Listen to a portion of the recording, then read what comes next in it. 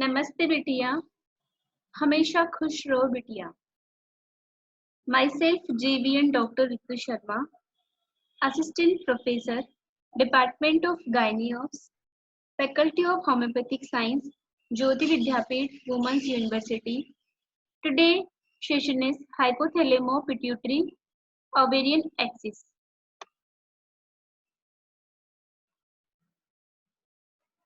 The hormone liberated from the hypothalamus, pituitary and ovary are dependent to one another. A well-coordinated axis is formed called hypothalamo-pituitary ovarian axis. The secretion of hormone from these glands is modified through feedback mechanism operating through this axis. The axis may also be modified by hormone liberated from the thyroid or adrenal glands. Feedback loop. The long feedback loop refers to the feedback effects of the ovarian steroids on both the hypothalamus and pituitary.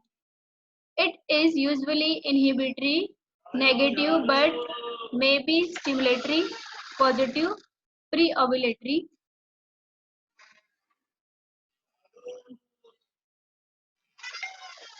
The short feedback loop relates the secretion of GnRH by gonadotrophins by interplay between the neurotransmitters and the pituitary gonadotrophins. F, S, H, and LH exert negative feedback effect on the hypothalamic production of GnRH. Ultra-short feedback loop refers to autoregulation of the releasing hormone from the hypothalamus on its own synthesis.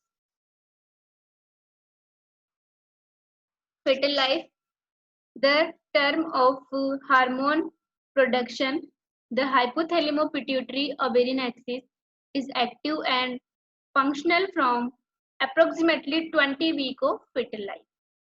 In fact, the circulatory gonadotrophin levels remain at a higher level in fetal life than during neonatal period. The development of ovarian follicles in the fetus depends upon the gonadotrophins released from the fetal pituitary, infancy and childhood. The high level of FSH and to a lesser degree of LH at birth gradually decline and the minimal level of achieved by 2 years of age. The FSH levels are highly sensitive to exogenous estrogen, prepubertal and pubertal.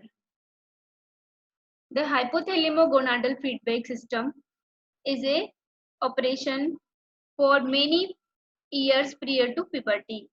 Prior to puberty, the hypothalamus is very much sensitive to negative feedback by even a small amount of extragonadal steroid.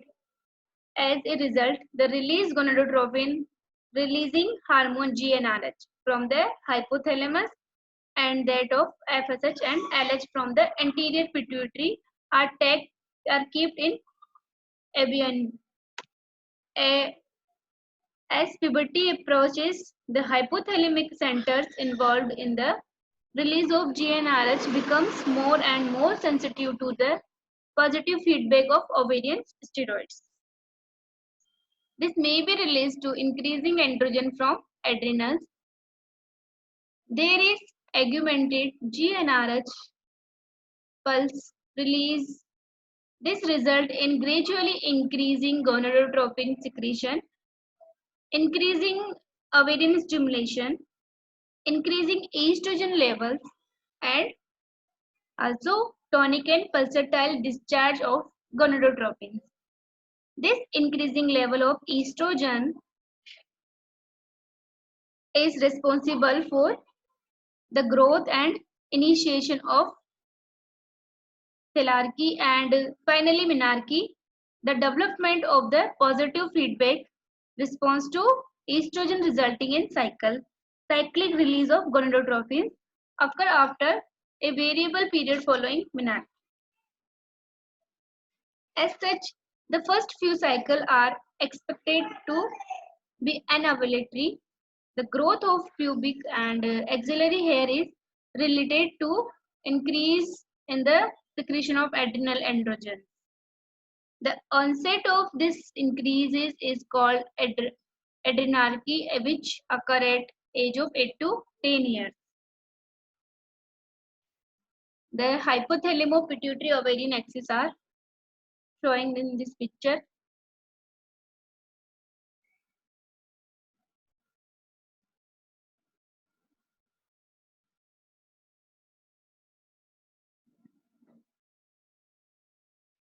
This part is hypothalamus, then pituitary, then ovary.